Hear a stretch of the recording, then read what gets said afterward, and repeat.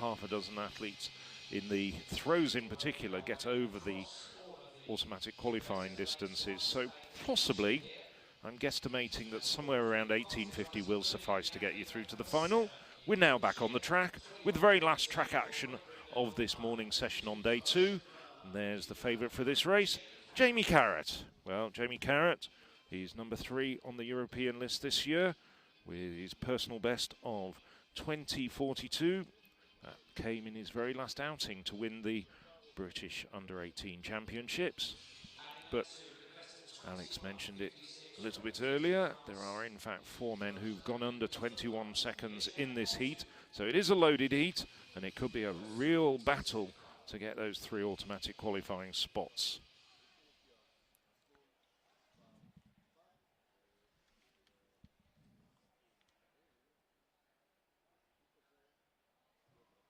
At the moment, 21:74 is the fastest non-automatic qualifier. So as they settle down for the last track action of this morning, the 4th heat of the men's 200 metres from the inside. It's Ozal, Turkey, Otu, France, Gerber, Switzerland, Andreu of Cyprus, Jafarov of Azerbaijan, Kyriakidis of Greece, Carrott, Great Britain, and on the outside, very good Dane, Huyen. Oh. Now, that is interesting. I wasn't quite sure, but I thought somebody did false start there. Let's have a quick look again at those reaction times. Let's see if we can get a replay of that race. That didn't look like a faulty start at all. I think it was one of the men in the middle of the field. Maybe it was Andreu, the Cypriot.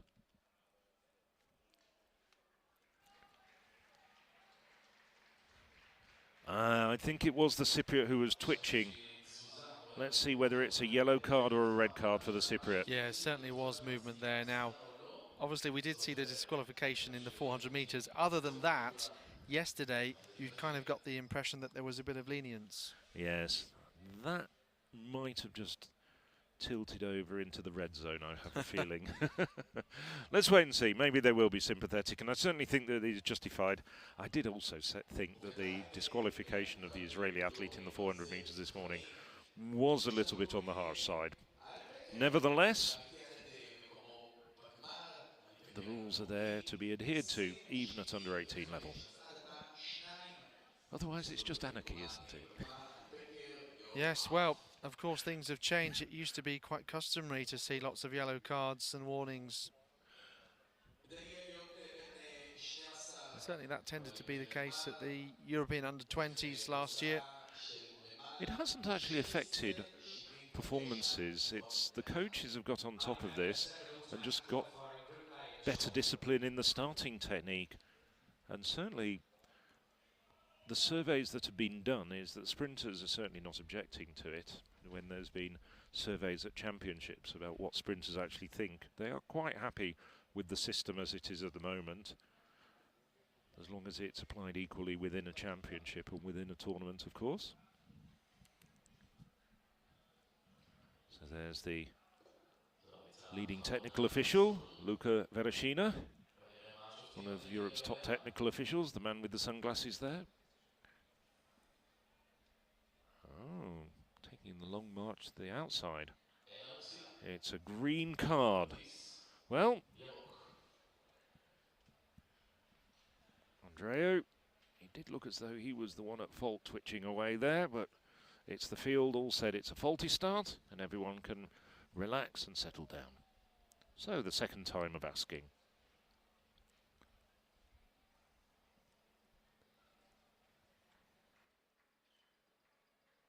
Well, the referees, track referees and the starters are taking a little bit of time to get them to the marks. I think that's said. I think they just want the athletes to perhaps marshal their thoughts. And the bespectacled Turk, Ozal, on the inside. Best of 22:12. Perhaps one of the outsiders to qualify. There's the good Frenchman on his inside, Otu. Perhaps one of the favourites at a best of 21:56. So as they settle down for the second time of asking, From the inside, it's Ozil, Turkey, Otto, France, Gerber, Switzerland, Andreo, Cyprus, Jafarov, Azerbaijan, Kyriakidis, Greece, and then on the outside, the two race favourites, Jamie Carrott of Great Britain, Northern Ireland, and Matthias Høyen of Denmark. And indeed, Høyen and Carrott have started extremely well. So too has Kyriakidis, the Greek. On the inside, well, now really starting to motor. Otto, Gerber showed very strongly over the first half of the race, and coming through very, very well indeed over the second half of the race was Dejan Otto. Left slightly in the first 50, didn't start too well. Jamie Carrott, very, very close finish between him and the Frenchman, has been given the verdict. Carrott unofficially 21.36. You can see there, tailwind of 2.3 meters per second. So that's faster than Carrott's ever run in his life, but there was a breeze on his back. Otto, 21.37, so just 1/100th between the Briton and the Frenchman. Yes, we have another look here. It was Gerber who had the best of the opening 50 meters, really. So at this point, it looks like he's shading things. And Otto right on his inside. Comes through, Carrott going well on the outside. Watch for Høyen of Denmark here. Really close for that third automatic spot. Høyen leaving it very late to try and challenge. You can see here Gerber's tiring, having gone off hard initially. But Høyen does get there in the end for that third spot.